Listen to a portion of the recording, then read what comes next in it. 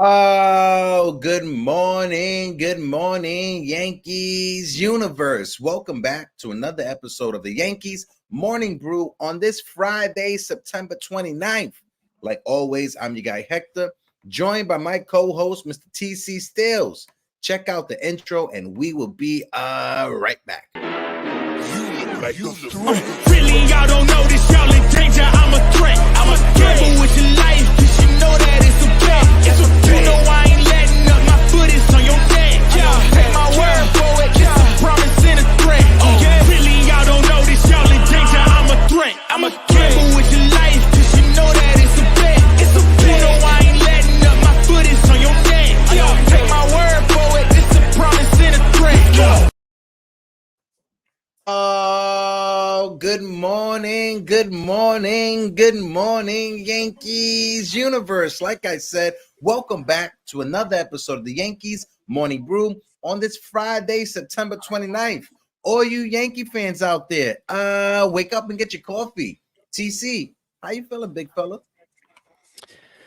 Feeling good. Friday, see what happens the last 3 games of the season. But tough one last night, but it's okay. We already know the season's over, but let's look forward to what we can do in the offseason. It's got a lot of bright spots, and we're going to talk about it. Yeah, it's when the Yankees want to make us upset, the Yankees can make us upset, right?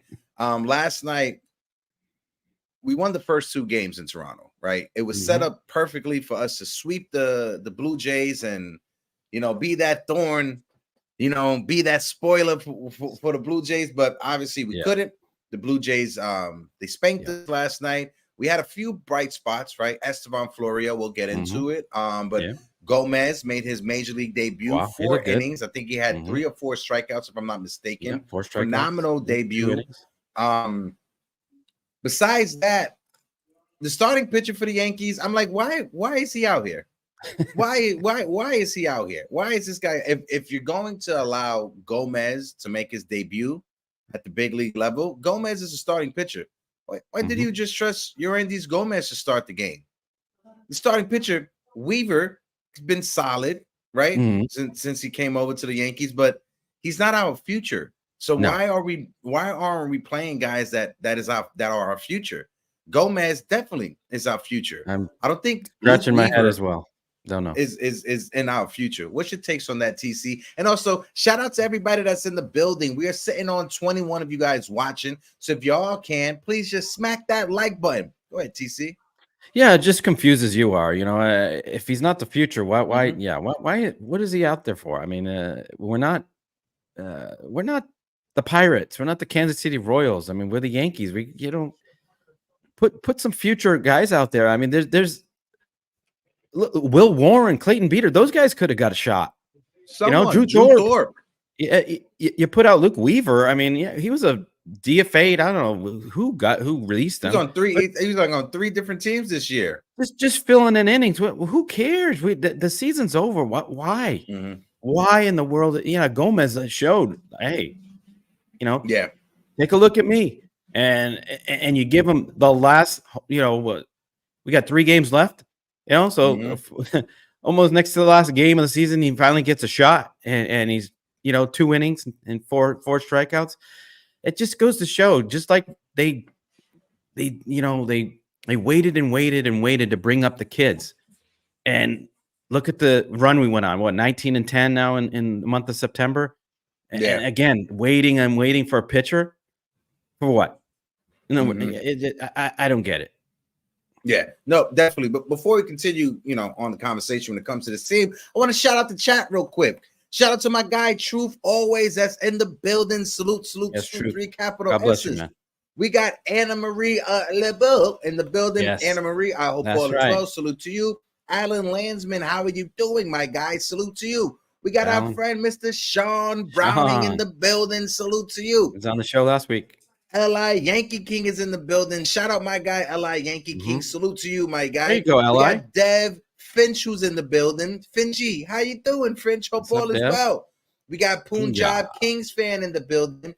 My Right. guy Anthony Hey, how Garcia, you doing? Shane McNeil, what it do? Shane, Of course, we got Jacob. Jacob What's up? True.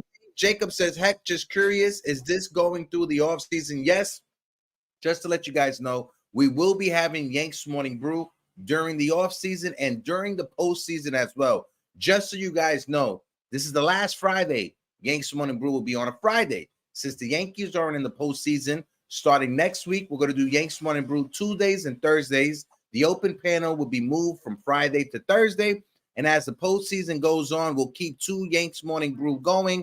And depending on how's the news cycle going when it comes to the offseason, we'll have 2 Yanks Morning Brew in the offseason. So yes, Jacob and everybody in the chat, this will be still a thing going during the offseason.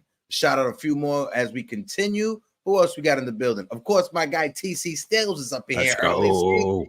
See, my guy Dan C was in the building. Dan C, how you doing? My guy Jonathan, who I met the other day at the game. Shout out to my guy Jonathan. What's up, Jonathan? Big time Jerry is in the building. Jerry, is. how you doing? And of course, my guy Unpopular Opinion. I can't forget my guy Unpop. Yeah, changes a little and picture of course, there. I like it. Yankee Kyle is in the building. He said, All right, share Kyle. both of you guys on my community tab. Yankee Thank Kyle, you, sir. I always appreciate you. And we got College Football Express. This is our guy, Mikey Mazza, who started a new endeavor. If you guys aren't following Mikey Mazza on College Football Express, go ahead and support our guy Mazza over there on College Football Express. But TC, let's get back into last night's game. I'm going to bring up some stats real quick, right? So I want to bring up the box score. Hold on, give me a second because technology, I just had it open and it closed out on me. So the Yankees lost the game last night 6-0. I want to go through the box score. DJ LeMahieu was 0 for 4. Aaron Judge was 0 for 3. Gleyber Torres was 0 for 4 as well. Austin Wells, he was 1 for 4. Giancarlo Stanton, he was 1 for 4 as well. Oswaldo Cabrera, shout out to Waldo because he was 2 for 4. The only multi-hit game from a Yankees hitter last night was Oswaldo.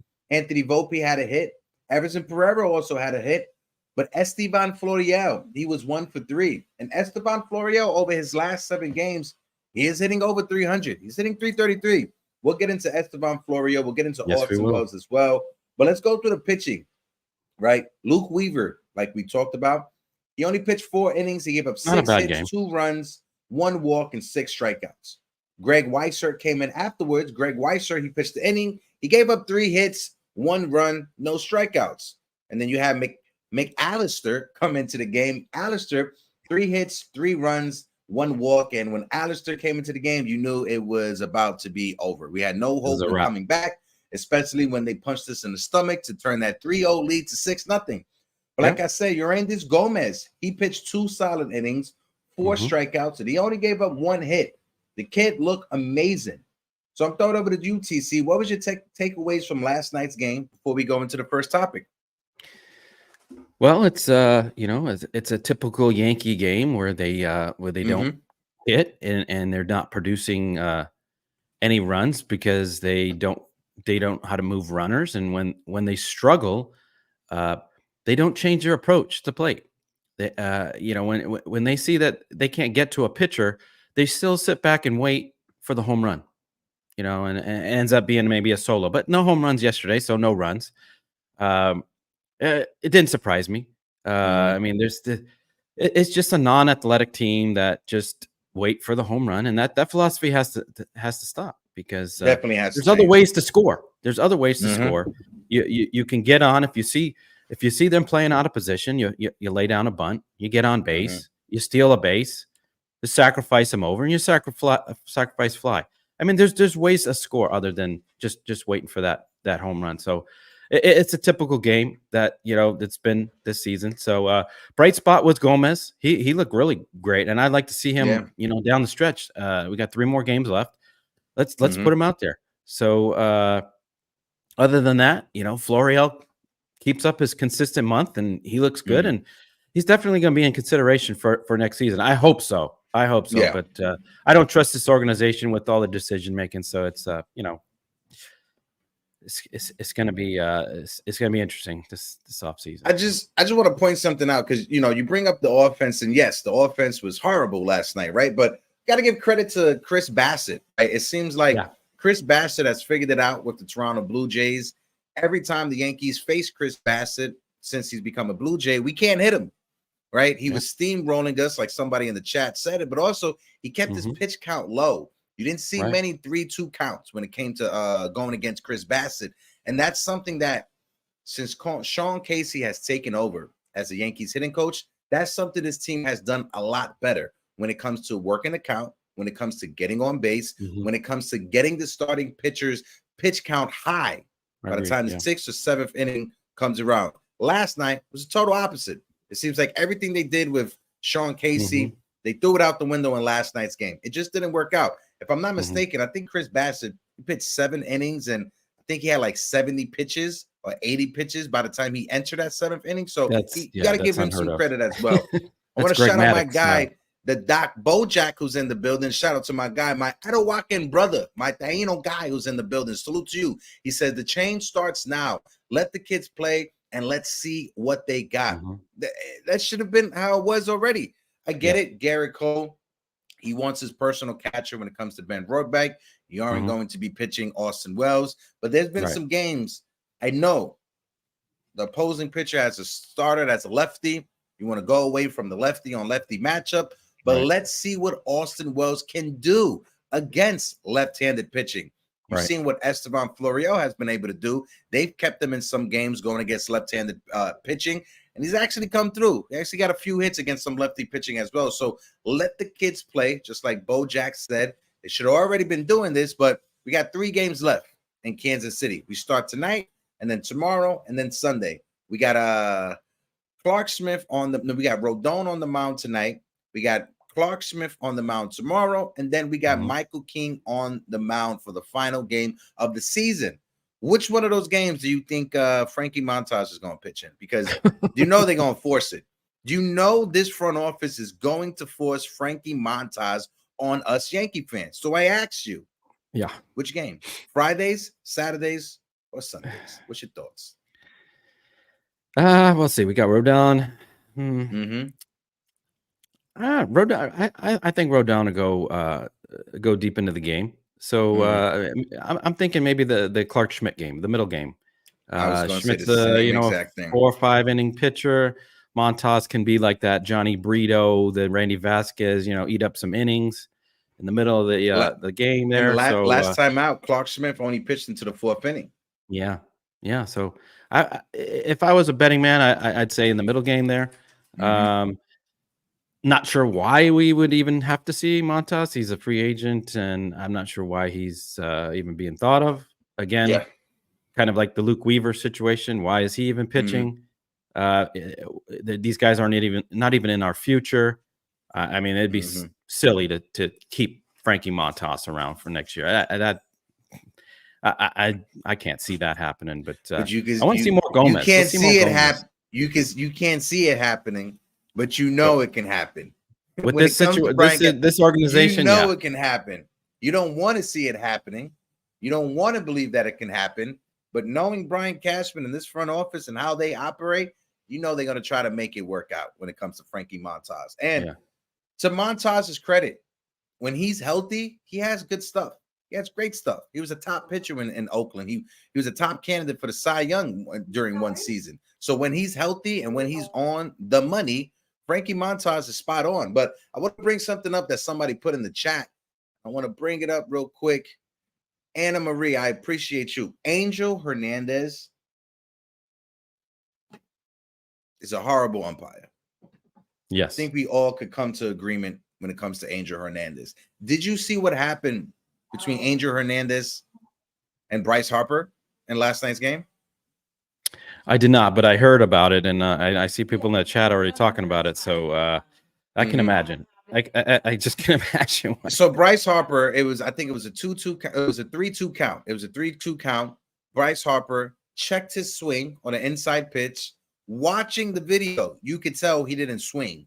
If you're in the bleachers, you could tell he didn't swing. But for some reason, Angel Hernandez, who was the third base umpire last night, called it a strike, and he struck him out. And then Angel Hernandez told him out of his mouth, go watch the replay, and you can see that it's a strike. Well, everybody saw the replay, Angel, and it wasn't a strike.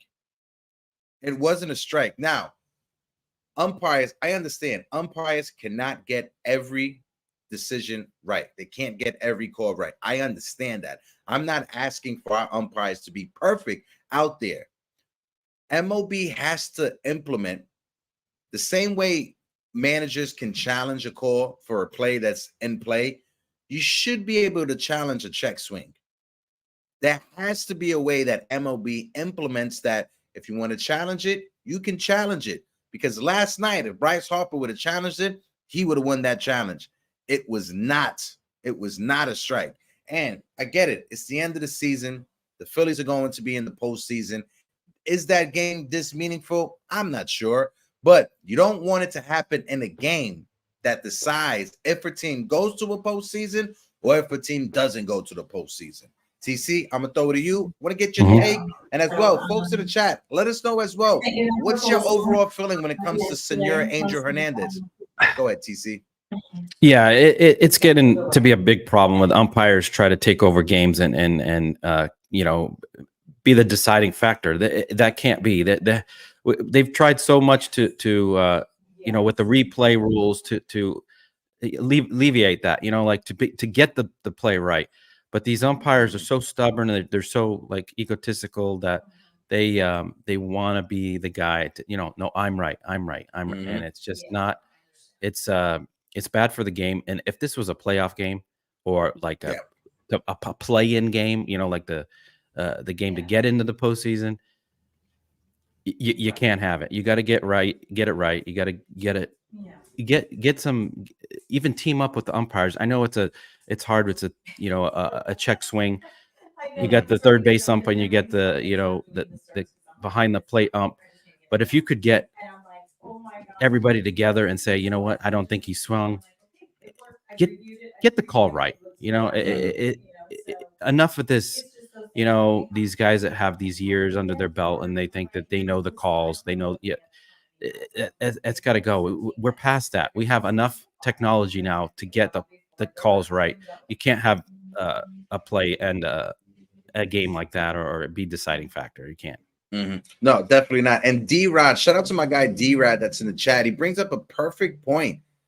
He said, if MLB players can go on administration leave, so should the umpires. And that's the thing that frustrates me. After the game, MLB officials come out, they'll send the team a message or a letter saying, hey, we got this wrong, we got that wrong. What are you doing to hold the umpires accountable after they got a call wrong? After a call either led to a team winning a game or losing a game. What's the accountability process when it comes to these umpires? Because like D-Rod said, if a player can be suspended because they got into an altercation with the umpire, bumped the umpire, said some words that aren't safe for TV, if a player could get suspended, why can't an umpire? And Paul O'Neill brought it up on one of the broadcasts like a couple of weeks ago or 3 weeks ago when he said that he gets frustrated because if a manager or if a player, if they curse or if they voice their frustrations with an umpire, they could be tossed out of the game. But if the umpire is cursing as well and voicing his opinion towards either the manager or the player, the umpire doesn't get tossed out of the game. It has to be a two-way street. It can't be just one way. I get it. The umpires aren't paid as much as the managers. They aren't paid as much as the players. There's a little bit of a power imbalance there when it comes to the managers. I mean, when it comes to the umpires and the players, but something has to give. There has to be a way to find a middle ground, whether that is allowing teams to challenge check swings, allowing teams to petition to challenge if the balls, if the pitch is a ball or a strike, like they do at the minor league level. Something has to happen. TC, what's your thoughts? And let's get into the first topic. Yeah, I think that's on its way to MLB. There has to be challenges on calls like that. Called third strike, or in the minors, the batter is allowed to do like a check, for the strike call. Yeah, and especially something like that with a check swing, that you got to get that right. You got to get replay on these. The game has sped up enough with the pitch clock that doing a replay here and there, it's not going to slow the game down. You got to get the calls right. And it's so frustrating when you see that a game turned because of a bad call and a team loses these are crucial games down the stretch, playoff games, especially a World Series game. You got to get it right. And we have the technology that it has to be in the future. I mean, they got to do it next year. I think they got to vote on it and get it in.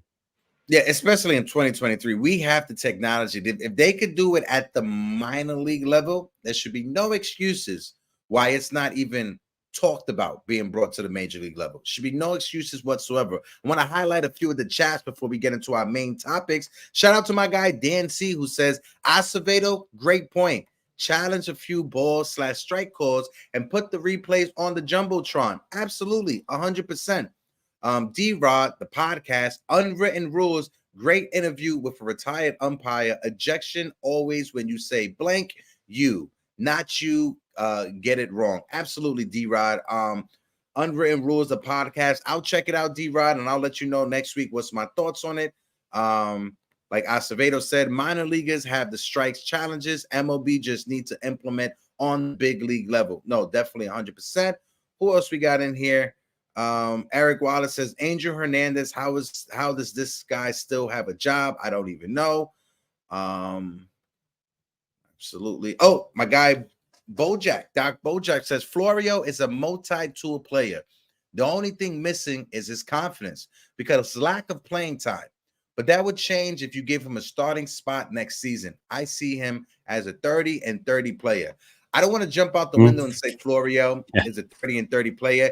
Florial has the potential to be a 20 and 20 player. Maybe down the line, you could see 30 or 30, maybe. That's just maybe if he gets a solid opportunity to become an everyday big leaguer. Yeah, that's the thing. Whether that's with the Yankees or with another team, that's part of the conversation we're going to have. But let's get into the first topic. We're going to hit the transition, and we will be right back.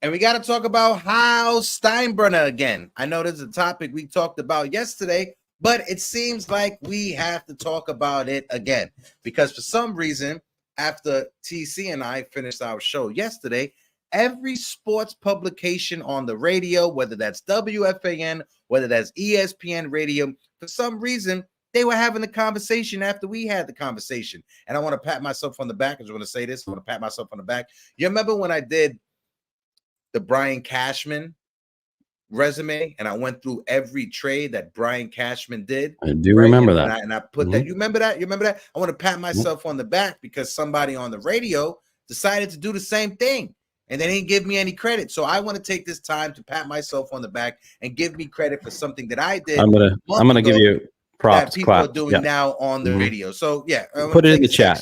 Put the hand claps together claps in the chat for me. Yes. I'm being petty at the moment. Yes, I'm boasting up my ego right now. But anywho, getting back to the conversation when it comes to Hal Steinbrenner, my guy Gary Phillips on Twitter. Shout out to Gary Phillips.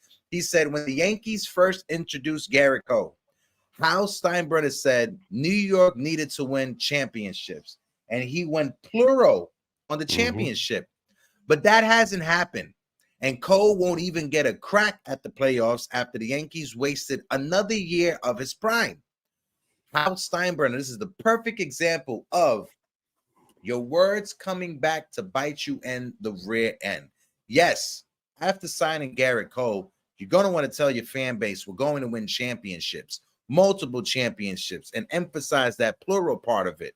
But what else have you done to make sure you get to that promised land that you told your fan base that you were going to get? It's like Steve Cohen and the Mets. Remember Steve Cohen, his first press conference, he told the Met fans, he's like, listen, 5-year window, we're going to win a championship. Guess what? That 5-year window is going to be creeping it up soon. And you haven't won jack. Yeah. So these are the perfect times to reflect on words that can bite you in the butt. Go ahead, TC. I'll throw it over to you. Yeah. And folks in the chat, I appreciate you as well. Go ahead. Yeah. It can't be any more lip service. I mean, they gotta do. Actions speak louder than words. They have to. I mean, we can hear all this stuff about an external company coming in and doing this and that and cleaning house and oh, we're gonna, reevaluate this. That it's a lot of lip service to me. I don't see any outcome. I don't see anything coming out of it. It just appease the fan base, basically. Put them, okay, calm them down. They're crazy. They're going. They're all upset. In June when he said, I don't know why everyone's upset. That's just kind of making us look like we don't know baseball or something. We know we're passionate fans, and we're fed up with lip service and promises and gaslighting, whatever you want to call it.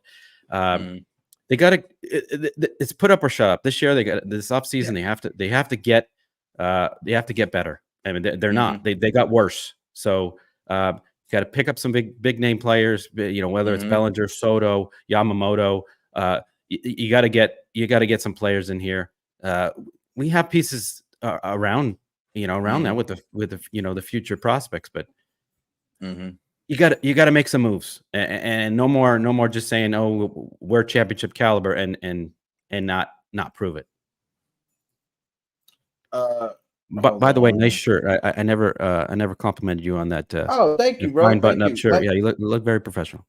Like I said, I've been taking baths, I've been getting shape ups, I've been doing some self-care, right? But I appreciate that. And shout out to everybody in the chat, my guy D-Rod, who said Hector with the nicely trimmed beard. Yes, I have my barber. He came back from Dominican Republic, so I have no excuses now. You start seeing this pretty face more on screen more often than not, right? But I want to highlight something that you said, talking about changes. And we've heard people talk about this audit that's going to happen, and us as fans, how much faith can we have in this audit? Because ultimately, like we've been talking about, I think we all believe that both Brian Cashman and Aaron Boone will come back. So when you have this audit, ultimately it's the analytics department, it is the training staff, it is the medical staff, it's the scouting department that needs to be switched up, and that needs to be changed. I'm going to bring something up. I think his name is Michael Schulk. If I may be mistaken, but I think he is the head trainer when it comes to the Yankees, and they brought him in 2019. If I got the name wrong, folks, if you guys know the name, please put it in the chat. Help me out with this. But he was hired in 2019 to 2020, right? And the Yankees told us that it would take a few years before the stuff that he wants to implement actually comes to real life when it comes to the players and when it comes to their training, getting prepared for the games. 2019 was about 4 years ago. We're going to go into 2024. What were the changes that he was trying to implement to help players not get injured? Because since 2019, the Yankees have had the most players on the IL. Since 2019, the New York Yankees had more days on the IL than any other team. So I want to know, what was he implementing that it would take a few years before actually coming into practice? Because so far, it hasn't been working. We've had Giancarlo Stanton miss big parts of the season. Giancarlo Stanton is not going to even crack 100 games this season. That's how many games he missed. Granted, Aaron Judge running into a wall, I don't blame that on the trainer. I don't put that on him whatsoever. The misdiagnosis afterwards, I put that on the medical staff. But you can't train to run into a wall and not break your toe. So I don't want to put that on him. But everything else, Aaron Hicks and his oblique. You've had Luis Severino come back from injuries, and he started to pitch well his last few starts. And what happened? He tore his oblique, and he was out. He's out for the rest of the season. Yeah. So what is this training staff doing to help these players not get injured? Because it's like every year it's just injuries on injuries on injuries. TC, you saw a couple of weeks ago, we went through all the players that were injured and how many days that they missed out. It was a lot. Yeah, the whole team. I think it was the whole team, honestly. Like Sean Brown said, I'm going to highlight this real quick. We fielded 2 rosters on the IL. We can laugh about it, but it's true, though, TC. Go ahead, brother. Yeah, even when we brought up guys, it's like their first game in, they got hurt. I think what Billy McKinney or Jake Bowers, their first game got hurt. I mean, it's just I don't know what you say about this. It's just. I mean, it could be just bizarre on bad luck, or I mean, but I think the players that they bring in, they're just not they're not durable. You can see it. They go after the wrong type players. They're not athletic. Either they work out too much, or they don't work out enough, or they just don't stretch before games, or there's something. They're not the diet. I don't know, drinking the right water. I don't I don't know. So it's just a little crazy to see this every single year. Drop off some alkaline water for them. That's what you need to do, TC. Yeah, I could do that. I could come by the stadium next time and turn them on to some good water. Listen, I want to highlight my guy Fung in the chat. Great guy on Twitter who says, as long as Hal Steinbrenner is willing to spend, I can see the Yankees adding at least 2 bats, a decent starting pitcher, Yoshinobu Yamamoto, this offseason. I doubt they would spend on the top available free agents who would demand crazy money, like a Shohei Ohtani or an Aaron Nola. When it comes to the big ticket items this offseason, Aaron Nola, Shohei Ohtani, even Snell from San Diego, I think the Yankees will not be in with those 3 players that I just mentioned. But the second tier options, when it comes to Cody Bellinger, when it comes to Yamamoto, I think that's where the Yankees are going to live in. TC, what's your thoughts on that? Before we jump on to the next topic. Yeah, I'm gonna have to agree with you on that. Yamamoto would be, I think, the number one, since he was, he's coming from Korea, and he won't demand as much as from Japan. He's coming from Japan. Oh, that's right. That's Lee. I'm getting confused. Yeah, that's right. All good. My bad. Yeah. So yeah, Japan. He won't be demanding as much as a Aaron Nola or a Blake Snell. So that's that would I would say that would be my number one choice to solidify the starting pitching. But Bellinger, I don't know. He might demand a lot of money and long years. I'm seeing 7 to 8 years with at least 30 to 35 million a year. So that's a tough one. I mean, if it was for me, I think I'd much rather try to work a trade and get Juan Soto. But that's again depending on what the haul that San Diego wants in return. But those would be the type guys that they need. They need a left-handed bat. They need an outfielder. Need a closer. Need whether they trade Peraza or not, they might need a third baseman. So there's a lot of question marks and what ifs, and so I don't know, dude. I don't think the chat trusts Brian Cashman to make these moves. I think Hal's going to have to come in and help him out. When it comes to Cody Bellinger, he's been in the big leagues since 2017. So he's had like 6 seasons in the big leagues, right? This year, he's hit 310, 26 home runs, 96 RBIs, and he had an on-base percentage of 358. Cody Bellinger, besides this season, 2023, out of the 6 years he's been in the big leagues, let me just make sure. 1, 2, 3, 4, 5, 6. Out of the 7 years he's been in the big leagues, Cody Bellinger has hit over 300 twice. This year and in 2019. Cody Bellinger, when it comes to his home runs, his rookie year, he hit 39 home runs. Next season, he hit 25. 2019, he hit 47 home runs. I think he won the MVP that year as well. But after that season, he hit 12 home runs, 10 home runs. Last year, 19 home runs. And the year before, and this year, 26 home runs. The most amount of games he's played in a season was 162 back in 2018. 2017, Cody Bellinger had played 132 games. 2019, Cody Bellinger played 156 games. 2020, the pandemic, he played 56 games. But then in 2021, that's when the injuries started to get the best of him. He played in 95 games. 2022, he played in 144 games. And then this year, he's played in 128 games. Season's not over yet. So he may get to 130 games. I bring this up to say, Cody Bellinger, besides 2021, I know injury concerns, there's definitely injury concerns. 2017, he played over 130 games. 2018, he played over 130 games. 2019, he played over 130 games. 2022, he's played over 130 games. And this year, he's going to play over 130 games. So that's 5 out of the 7 seasons, one of them due to COVID, that he's played over 130 games.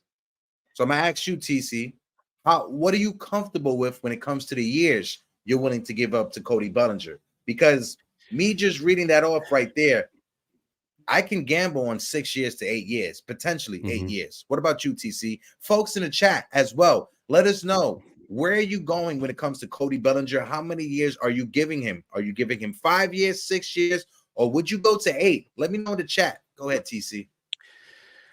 Well, my explanation for this would be, how many years do we have left with Cole and Judge?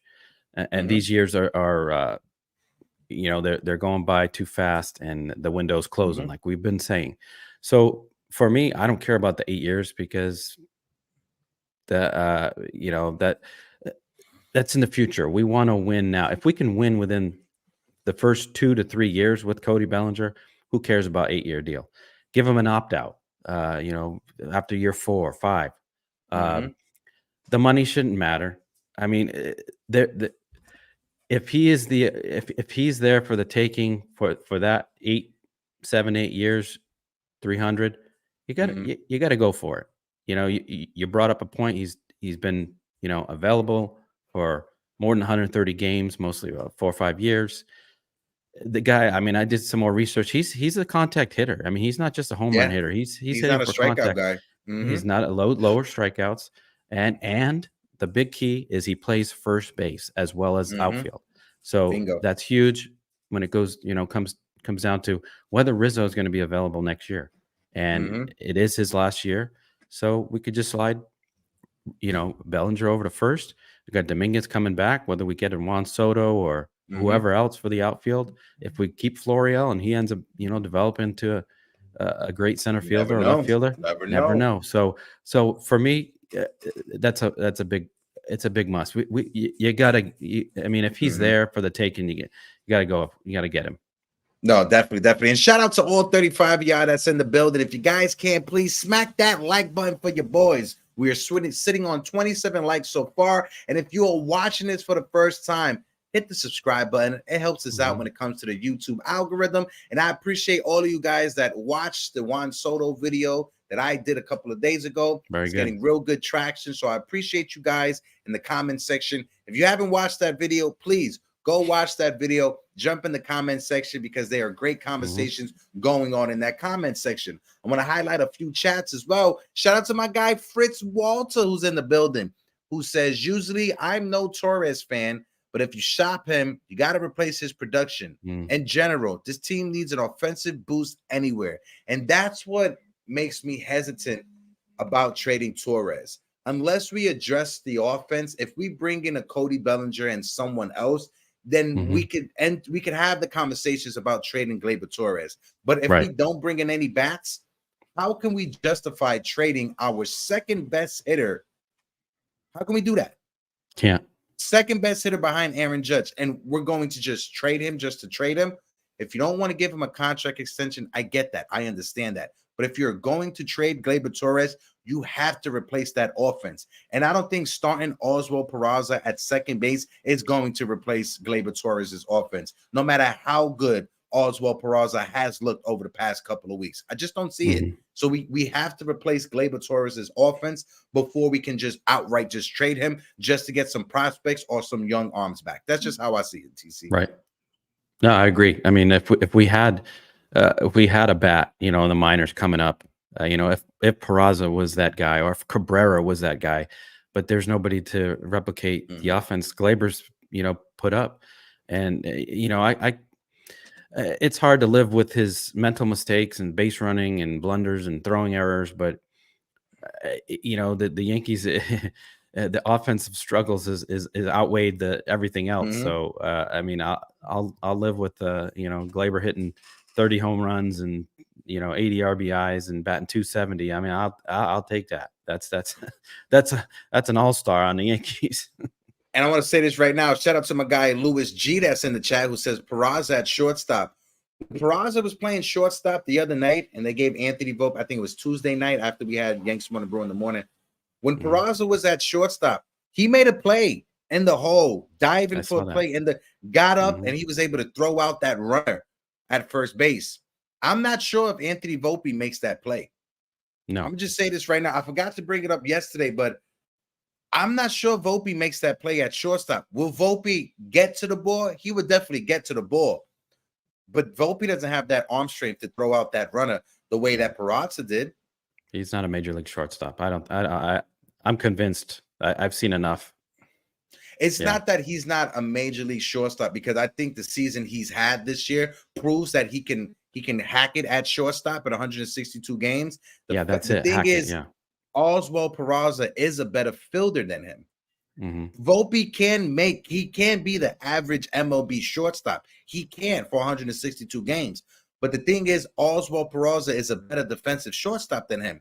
No one can disagree at that, especially after we saw that last play. Nobody can disagree that and say Volpe's a better fielder and better shortstop than Peraza. No, you can't.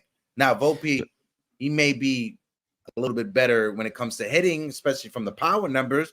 But when it comes to fielding, I give that to Peraza every day out the week. Yeah. So if you were to Yankees made the postseason, game 1 ALCS, you want Peraza at short, or do you want Volpe at short? I would want Volpe at short, just because Volpe was a shortstop this entire season, and Peraza wasn't. Okay. Just from a comfort. We haven't had Volpe play second base this year. I don't want Volpe to play second base for the first time in a postseason series. That's not if we can have a season where Volpe could get comfortable at second base, I make that move right now.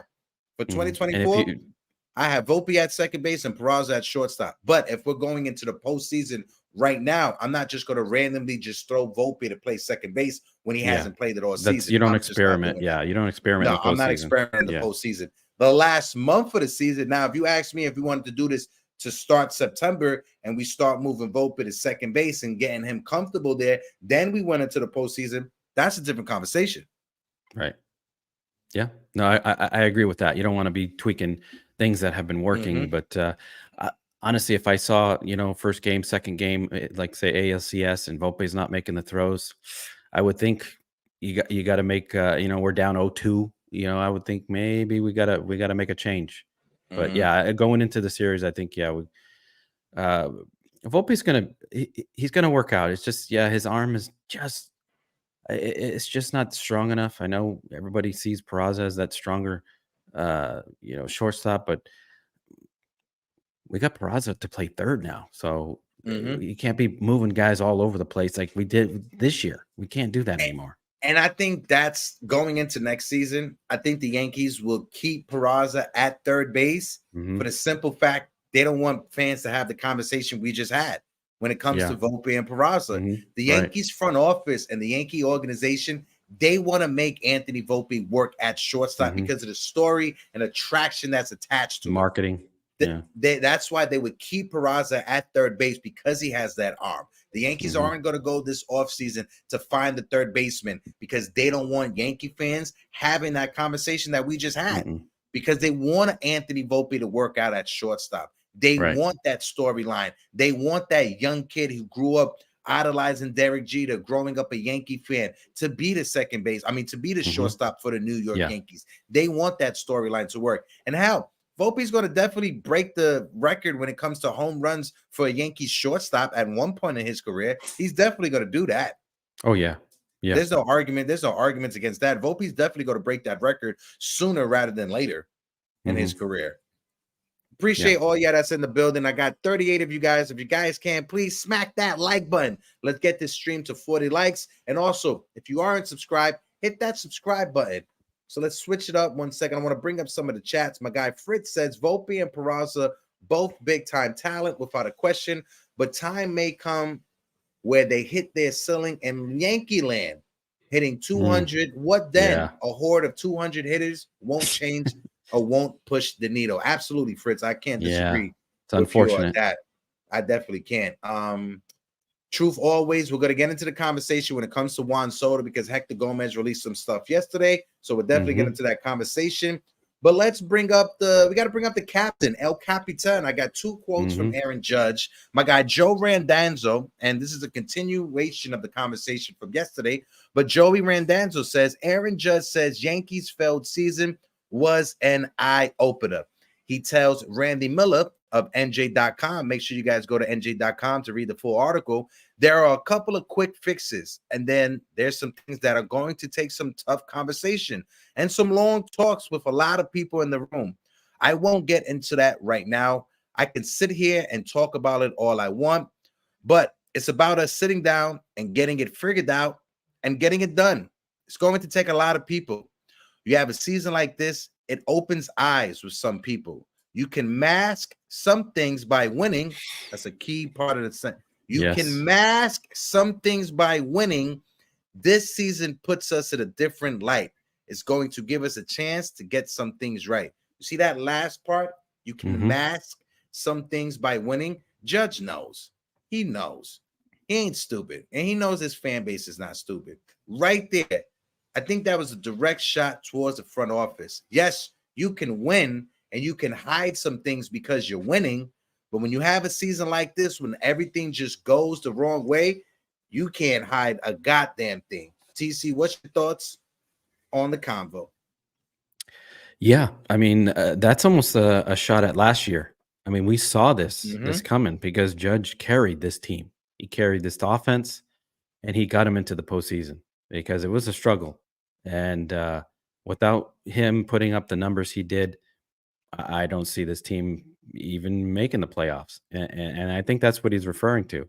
This year, a lot different because they fell short. They didn't win as much. They couldn't scratch across, the runs and win the close games. So the fans, are up in arms because they're not winning. And he knows better. He wants to win. He's low key though. He's a low key guy. Even when the conversation, somber, just I got some ideas, and he needs to be in that room and with Cashman and Hal or whoever, the analytic team, and got to get more athletic. You gotta figure things out. Internal changes have to happen too. Philosophy, the analytics with the exit velocity, and there's a lot of things that little tweaks here and there that can fix it.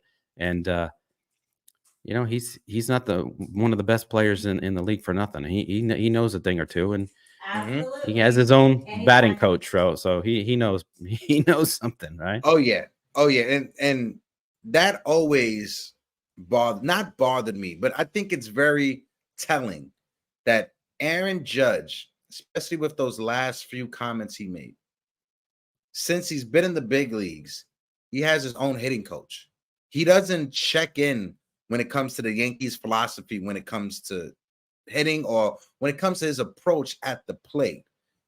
I think right there, that should wake up the front office or wake up Hal Steinbrenner to realize, okay, what are we doing right and what are we doing wrong? Because why is it that our star player, he done went out of the organization to find a hitting coach that turns him into the player that he is right now? Aaron Judge, the version we're seeing of Aaron Judge is not because of the New York Yankees. It's not because of the Yankees developing. It's not because of coaching staff whatsoever. It's because Aaron Judge got his own hitting coach, and that guy, Richard, turned Aaron Judge to what he is right now. Point blank, period. I want to shout out my guy, The Real Bolshek on Twitter, who says, great interview by Randy Miller on Aaron Judge. My favorite part is where Judge was asked about Boone and Cashman getting fired. Judge only answered about Boone. And in that answer, he ripped Cashman by saying the Yankees didn't have a good supporting cast this year. If you want to see what comments Aaron Judge made, I'll switch it up right now. A lot of Yankee fans want Hal to clean house. They want Cashman gone. They want Boone fired. You always been a big Boone supporter. Why is he still the right fit to manage the Yankees in 2024? And this is what Aaron Judge said. I've been with Booney here since 2018. I think he's definitely the right man for the job. He knows his players. He knows how to talk to them. He knows when to push them. He knows when to have those tough conversations. I think it's just about giving Boone a good supporting cast, the right type of guys who are going to run through a war for him. And he is 100% on board. Not only is that a shot at Brian Cashman, that's a shot at all the guys over the years that didn't work out with the Yankees. That's a shot at Joey Gallo. That's a shot at Josh Donaldson. That's a shot at Aaron Hicks, on Sonny Gray, on all the guys that the Yankees acquired since 2018 that haven't been able to live up to the bill. What's your thoughts on that, TC? And folks in the chat, what's your thoughts as well? No, I mean, he's right. Boone only can use the players that are put on his team, and the supporting cast around Judge, it just wasn't good enough.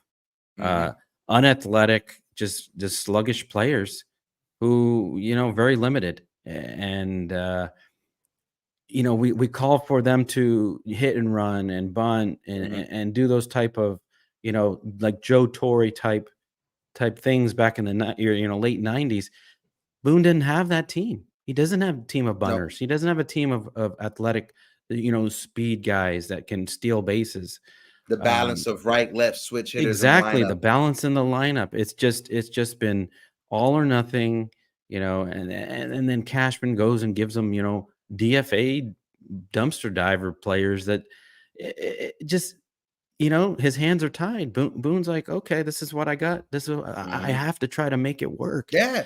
And it's tough. And Boone tries to, cover for his guys and interviews and everything.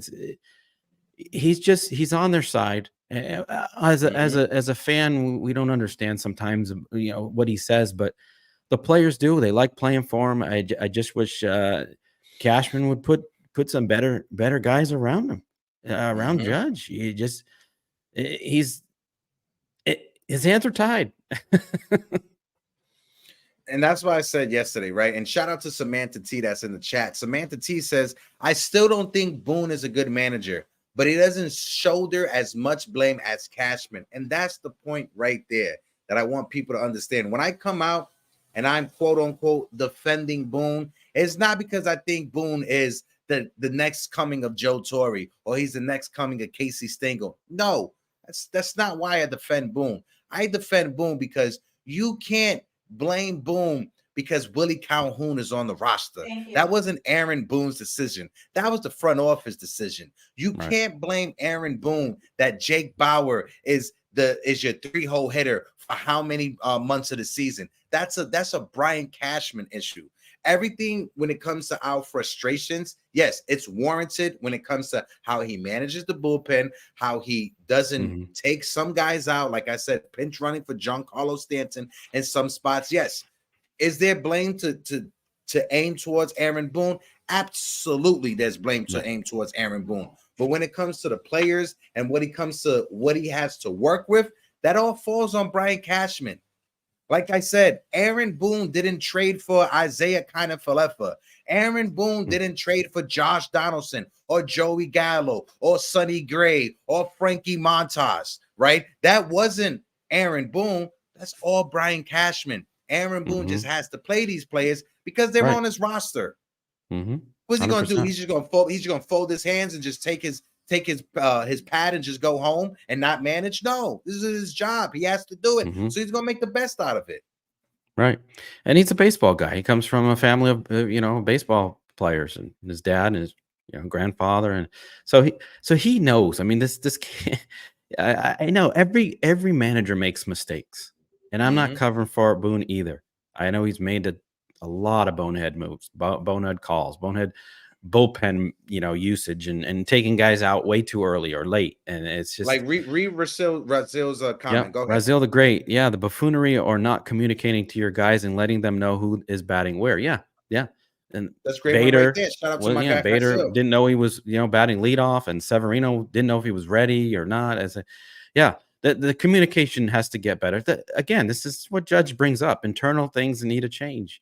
It's not just injuries and bad seasons. There's other things that go along with this terrible year.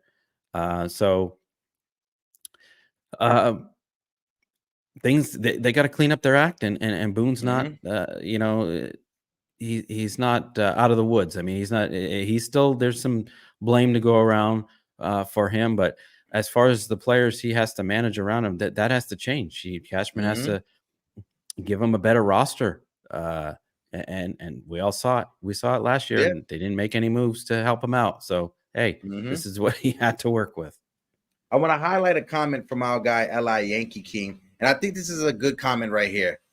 He said, with these comments, I think Judge knows the first half of 2022 was Boone actually managing and having the ball and running with it, because why would he back Boone? I think that's a great comment, because when the Yankees were good last year to start the season in 2022, that first part of the season, big part of why the Yankees were on fire and were good was the fact that the Yankees went through the first 2 months of the season without anyone being on the IL.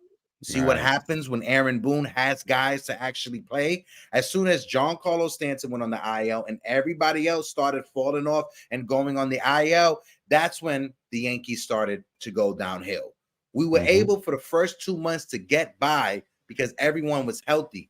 It didn't matter that IKF was performing poorly as a shortstop. It didn't matter that Josh Donaldson was performing poorly as a third baseman. Everyone else was healthy and was in the lineup and was producing. As soon as Giancarlo Stanton got injured, as soon as DJ LeMahieu got injured, as soon as everybody started falling off, that's when this team fell off.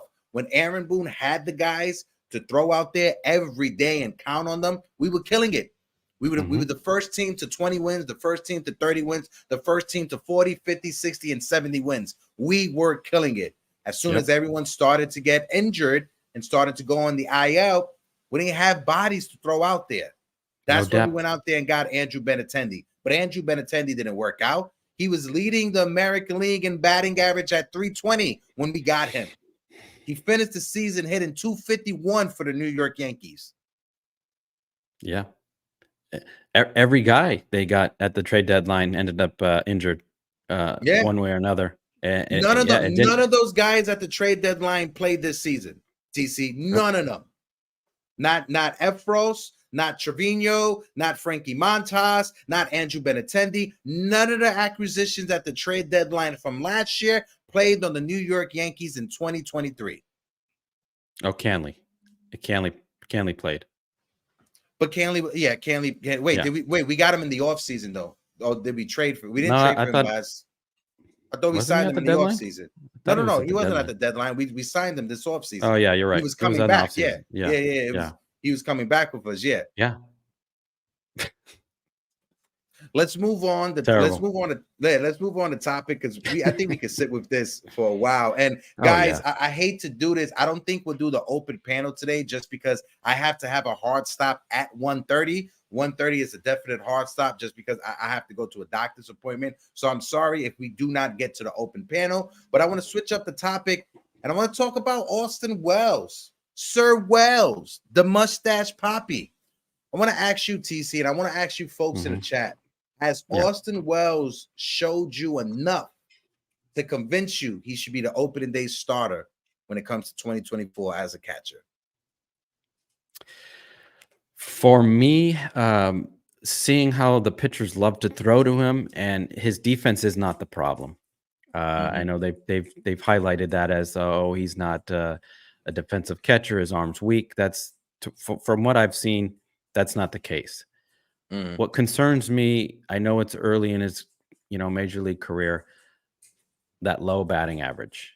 I know it's taken him time to get his feet wet, to get, acclimated to some major league pitching. Got a great swing, got a great approach, but not impressive with the 200 or below average. It just he's got some power. He showed it recently, but the average. I understand that averages all around Major League Baseball are down, but we cannot have a team of 200 hitters, and it's very, very concerning to me. It's got to get better, and I do see him as the opening day catcher next season. I do. I see him and Trevino probably being, platoon situation. But the average has to get better. Defensively, he has shown me enough, because that was the whole issue with Austin Wells. Can his defense play at the major league level? Right. I think, like Brian Holt said, Aaron Boone on Austin Wells, his arm is way better than expected, considerably better than what Boone expected. He's done a real nice job here in his first taste of big league action. Defensively, I think he can hack it. He's definitely MLB average, if you want to talk just random like that. Also, there's a flash flood warning in my area of New York City. Crazy. I just got the notification. But offensively, like you said, that 190 batting average, it scares me. I don't want to automatically just give him the starting job. I think he will have to go into spring training, and he will have to do what Anthony Volpe did in spring training. He's going to have to hit over 300. He's going to have to hit over 300. He's going to have to hit some bombs in spring training to justify just outwardly just giving him the job. Like I said, I think his defense will play at the major league level. He just has to get better at, and you saw it yesterday with Greg Weitzer. Greg Weitzer has that funny windup, and they took advantage of that with Austin Wells. So he has to just get a little better when it comes to throwing out the runner. His pop time is amazing. He can get up. It's just his throwing accuracy. That's all I worry about. So, like I said, I don't want to just give it to him. I think his bat will definitely play at the big league level sooner rather than later. But as of right now, I still think he has to still win it in spring training. Like I said, he needs to have an Anthony Volpe type of spring training before I'm confident in saying, you know what, he's open. He's our starter for 2024. What's your thoughts on that? But before you go, absolutely. I want to shout out my guy, Mr. Joseph Caputo from the Shift. My guy, Joe, how you doing? And we got 45 of you beautiful people. Show coming on later today. If you guys, definitely, make sure right after this show, you got Joe's show, The Big Blue and the Brew. Make sure you guys go and check that. But before you go and check that, hit that like button, hit that subscribe button. Go ahead, TC. No, absolutely. The defense plays, and I don't think anybody should be just given a position next year. I mean, other than Aaron Judge. I mean, you're not going to take his position away, but everybody should earn, because we got a lot of young kids that want to earn a spot, and it shouldn't be just penciled in. Yeah, he's this opening day catcher just because we brought him up. We still have Rortvet. We still have Higashioka. We still have Trevino. So there's other guys. I know we're higher on Wells than others, and we've been wanting Wells to come up. But again, we've both brought it up. His bat is just not there yet, and I know it's early. I know Joe brought it up. His bat, his hitting is coming along. Yes, we got a couple more games left. But again, Hector, like you brought up, spring training is definitely has to show something in spring training to earn the spot, the starting catching spot. No, definitely. I think when it comes to Kyle Higashioka, he's probably been in the Yankee organization longer than anyone else that's on this roster, right? Longer than anyone else on this roster. You served your time, my guy. I wish you all the best of luck somewhere else, being a backup catcher for the Dodgers, for the Giants, wherever you go. I wish you all the best of luck, right? Max Goodman on Twitter reported, Austin Wells said yesterday, and this was not last night's game, but the game before, that one of the biggest challenges of adjusting to MLB pitching is seeing elite arms for the first time. His first at-bat against a two-time All-Star closer, that's clutch. It was a clutch opposite field home run. He's getting more comfortable. And to Max's point, he definitely is getting more comfortable. He had a hit yesterday, even though the Yankees lost. But you can see Austin Wells getting more comfortable in the lineup. When it comes to Austin Wells, I think we were having a conversation, if not you and I was having a conversation with Uncle Tats. Shout out to Uncle Grandpa Tats, that Austin Wells, he could recognize the breaking pitch when it's up, when it's at his eye level, when it's shoulder level, when it's midsection, he could recognize it. When it's a breaking ball that's down in the lower part of the strike zone, that's when you see a lot of swing and misses when it comes to Austin Wells. The fastball, he can handle. He can put that in play. Yeah. the scouting report, from what I'm looking at it, they're throwing him a lot of breaking pitches in the lower part of the strike zone. Like I said, the upper part of the strike zone, he recognizes it and he could turn on it.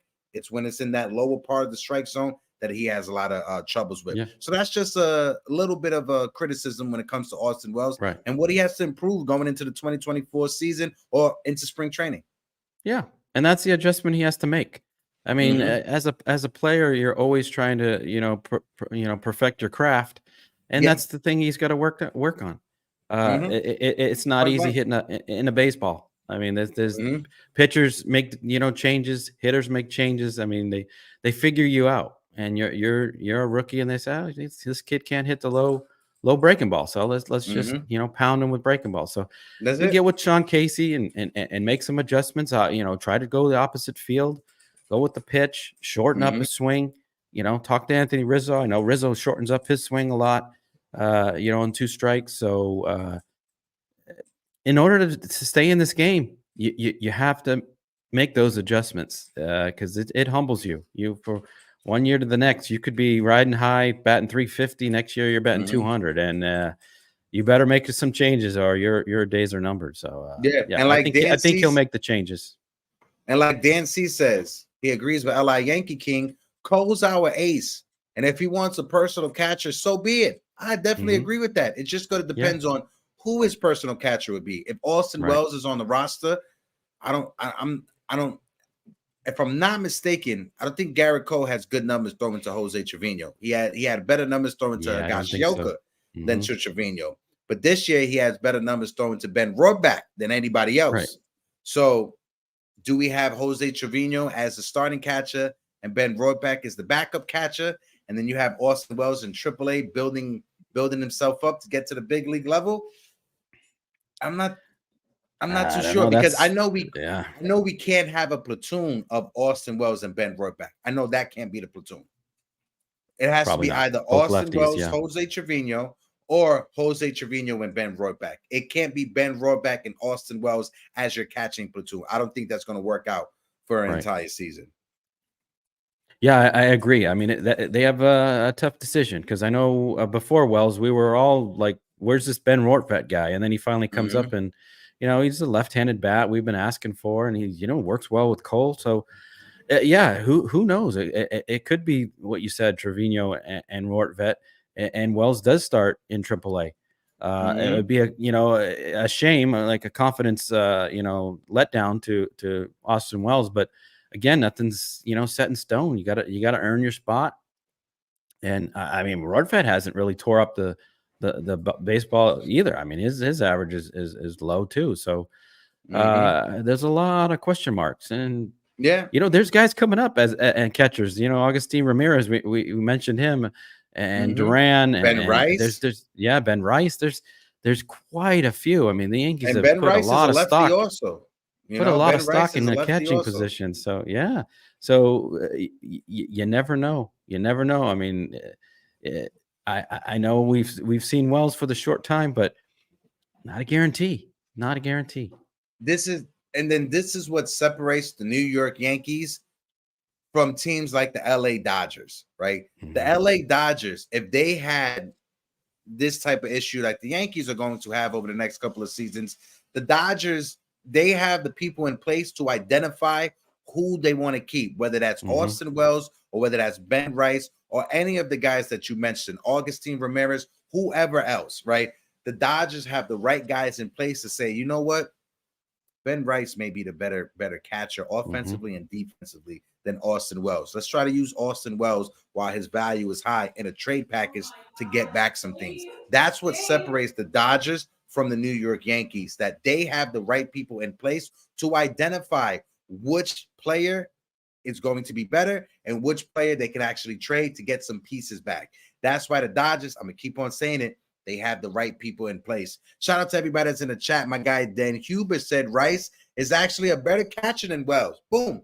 You hear Dan Huber himself. Is he a better defensively or offensively? Dan, let me know down in the bottom below. Because offensively, I know he's killing it. Everything good, TC? You're right? Yeah, I'll be right back. Give me 1 second. Take your time, TC. Take your time. As TC is taking his time to join us, hold on. Just move him right here. We got to switch on the topic. And we got to talk about Esteban Florial, the same way we were talking about Austin Wells. We got to ask ourselves, has Esteban Florial showed us enough that you could be confident and say, you know what? He can be the starting either left fielder or center fielder while the Yankees get someone to replace Jason Dominguez. Let me know down in the comment section down below. Has Flo showed you enough? Esteban Florial, over his last 7 games, he has a .333 batting average. He has a .370 on-base percentage and a .542 slugging, which gives him an OPS that is over 900. He has 2 stolen bases and 3 RBIs. I remember when I was told Esteban Florial was trash after he got 60 at-bats. I don't know, LA Yankee King, he's jumping for joy seeing the success that Esteban Florial have been having. So I'm going to ask y'all down in the chat. Let me know, has Flo earned the spot on the 2024 roster for the New York Yankees, whether that be a starting outfield spot or a 4th outfield spot? Let me know in the comment section down below. I see some people in the chat already got their opinion. My guy Dane said Flo is good enough to start until Dominguez is back. Okay. My guy Fritz say, oh, let's see, TC, you ready to go? You good? Copy. All good.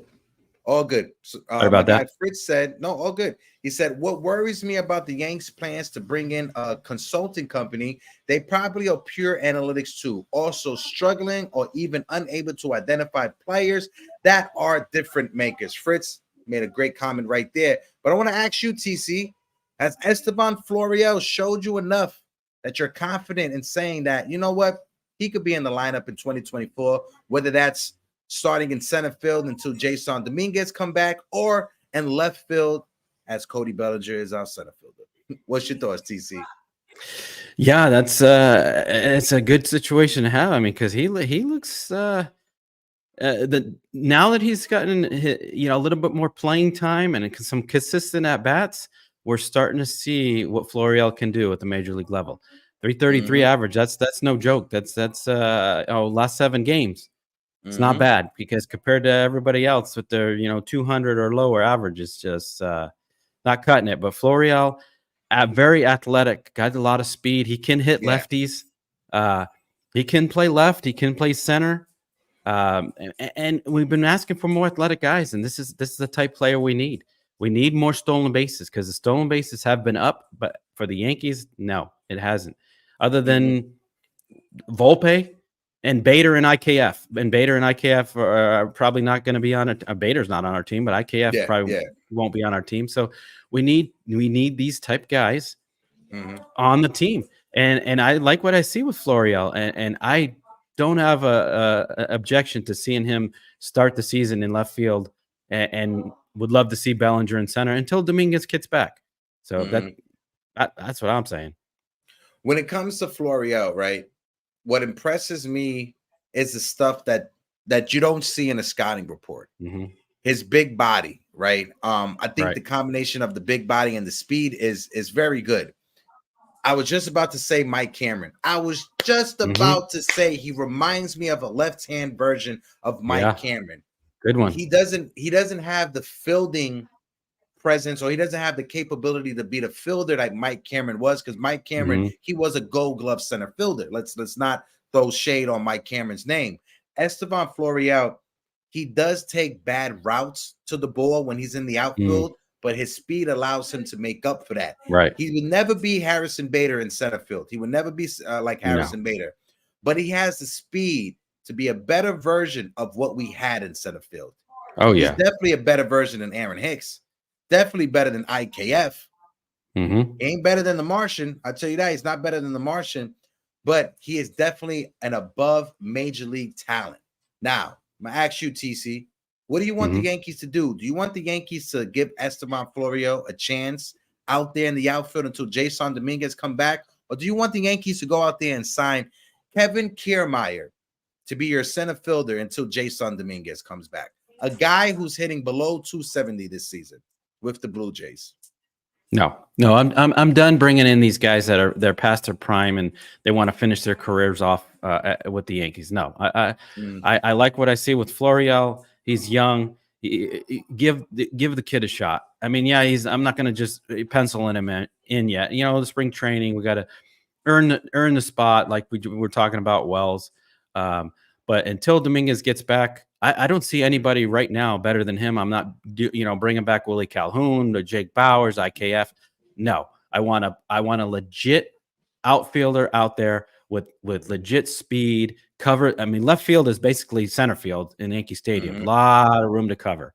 So I trust him out there. And I, again, we were talking about, I like what I'm seeing with his bat. He hits lefties and righties. So I'm not getting Kiermaier. No way. Riding with Florial.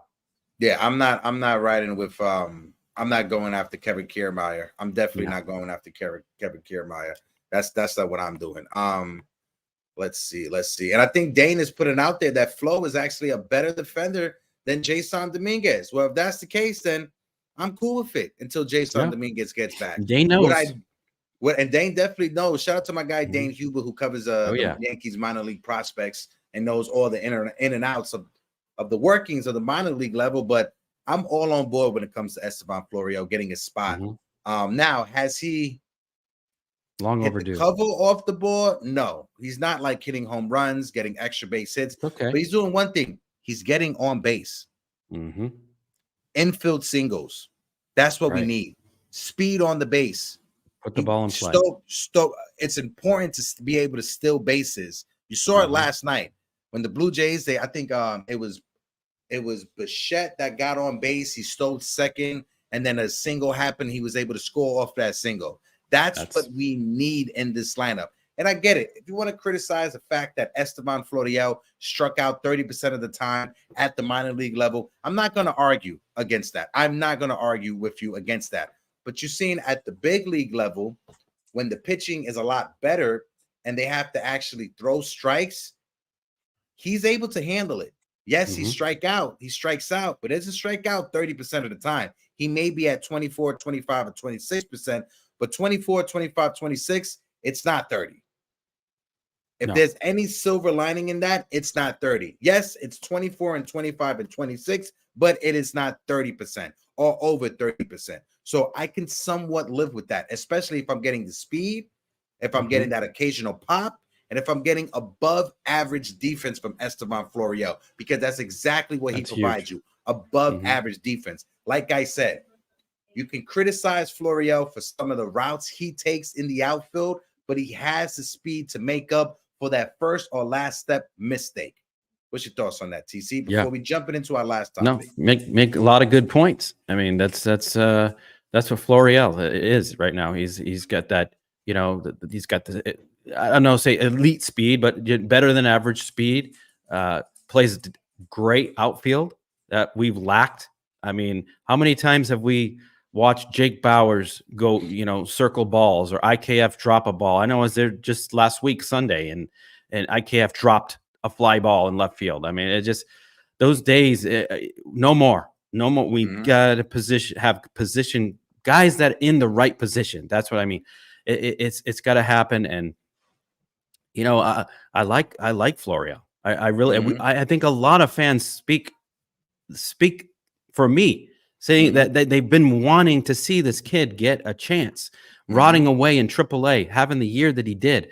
And now when all the injuries happen, he gets his shot, and look what he's doing. So, hats off to him. I hope he stays with this team and can, prove everybody wrong.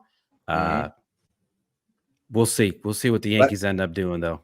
Like my guy Yankee Source, right, on Twitter. Sorry about that. He said it seems like Esteban Florial has done more things at the plate than a lot of other Yankees in recent weeks, minus Aaron Judge. Hopefully, he finds a team that gives him a shot or heads overseas to do some damage in MPB. Listen, whatever happens after this offseason, whether it's with the Yankees, whether it's going to Japan, playing in the MPB, and then coming back to the big leagues, wherever Esteban Florial go, I hope he strives. I hope he becomes a solid major league player or a solid player in Japan. Because we've been hearing about Esteban Florial. He's been with the Yankees since he was 16 years old. He's 25, going to be 26. He's been with our organization for 10 years. Let's take it. We've been hearing about Esteban Florial since about 2013, 2014. Let's be real. Yeah. Yeah, he was Jason Dominguez before Jason Dominguez. And but the thing that stopped Esteban Florial's development, it was injuries in the early part of his career. He broke his wrist in spring training. He crashed into a wall dealing with concussions. He had an ankle injury as well. It was all little injuries that stopped Esteban Florial and his development. You look at what he did this year at the minor leagues. You look at what he did last year at the minor leagues. Last year was his best season in the minor leagues. This year was better than last year. Right. So when he had 2 seasons back to back, when he was healthy, he wasn't dealing with any injuries, didn't have to worry about missing time. Look at the numbers he put up. Yeah. He's finally getting consistent at bats. You got to give him consistent at bats to see what you got. And if we go into next year, right, this is my dream scenario. The Yankees go into the offseason. We sign Yamamoto. We sign Josh Hader just to make LI Yankee King happy. We signed Cody Bellinger. Cody Bellinger is our starting center fielder. Esteban Florial is our starting left fielder. And by the midway part of the season, when Jason Dominguez comes back, he gets called up, and you move Cody Bellinger to first base, and Anthony Rizzo becomes a platoon player at that time. Platooning time between with Cody Bellinger and DJ LeMahieu at first base. I want Jason Dominguez and Esteban Florial to be our outfield. Yeah. Call me a boomer and call me a dreamer all you want. No, I'm for that. I mean, that's athletic outfield. That's a real solid outfield out there. And also one thing I forgot to add, TC, if you were to go that route, midway part of the season, if Esteban Florial doesn't work out and he's hitting below 200, then you put Cody Bellinger to left field and bring Dominguez to play center field. If Esteban Florial is actually performing and doing well, then you move Cody Bellinger from center field to first base and bring Jason Dominguez to be your center fielder, right? Because that's what's so valuable about Cody Bellinger. He can move. He can move around. He doesn't have to be in just one spot. My Christopher Foster in the building. Shout out to Christopher with a K. Breaking Passion reports: New York Yankees cashman interested in bringing back picks until Dominguez is back. Christopher, go stub your toe, bro. I hope none of this is real. That's not gonna happen. I hope this is not real. I hope that I'll check on that. If that's real, it would. Are you surprised?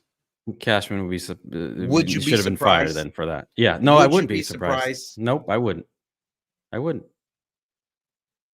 Want to bring up the last topic before we get ready to close things out. We got to talk about Juan Soto. And speaking about Jeff Passan, literally said that ESPN, Jeff Passan believes that the Mets are a team to watch if the Padres decide to trade Juan Soto. Passan calls the Mets a scary possibility due to their bevy of prospect and Steve Cohen's presumed willingness to hand out massive deals. This year. Yep.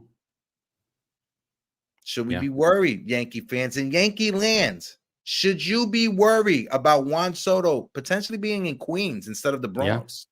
I think we should. Yeah, we should be worried. Yeah, because the Cohen's willing to bring in a Juan Soto, and they do have the prospects. When they got rid of Scherzer and Verlander, they brought a lot of prospects back. So they're gearing up for a big trade. And bringing in Juan Soto. I know Passion is reputable. I definitely, if Passion put it out there, then definitely I'm just gonna have to look it up before I say it on the show. But Chris, if you're saying this is true, listen, no one's disagreeing with you if it's true or not. All right, go ahead, TC. Sorry about that. Yeah.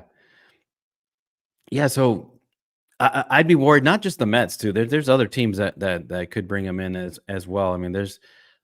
You never know. You get Seattle Mariners. You get Red Sox. Might make some kind of splash move, or there's Dodgers. I mean, there's other teams out there that, but right there, the crosstown rivalry Mets. I'd be very, very scared of that.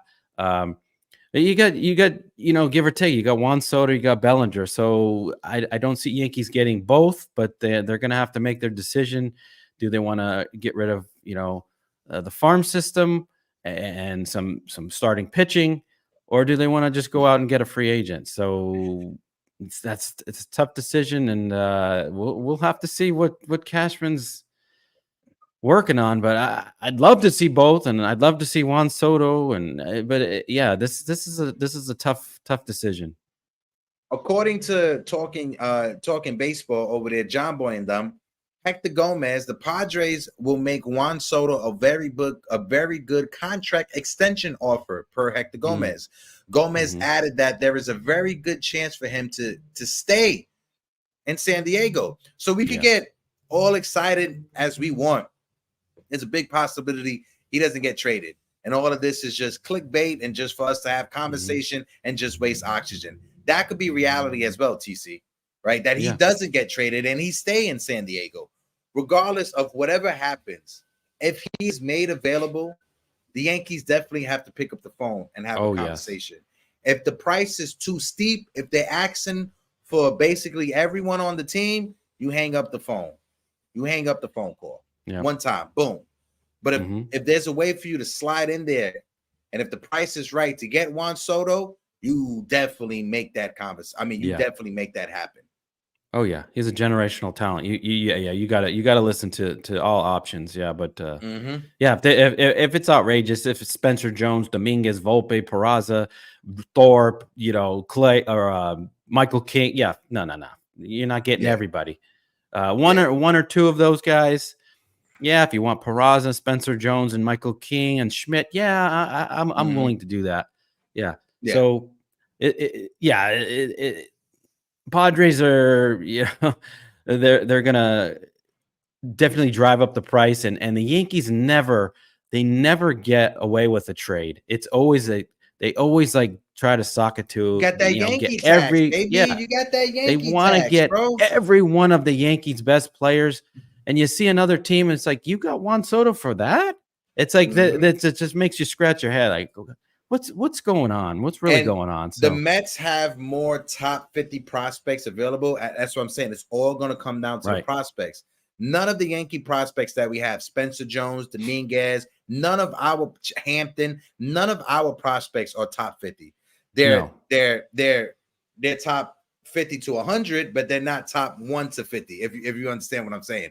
Right. The Mets have more top 50 prospects available to trade. Yankees have prospects that are past the 50 mark, but we still have prospects that are top 70, top 80 ranked that we can trade. It just seems like the New York Mets, they have better prospects, right? Whether that is Mauricio, if they want to put Mauricio in the deal, whether that's Acuna's brother, right? Whoever else the Mets want to put in the deal, they can make the trade happen. And like Anna Marie said, I don't think the Red Sox, because a lot of people are saying the Red Sox traded Mookie Betts. They're not going to trade for Juan Soto.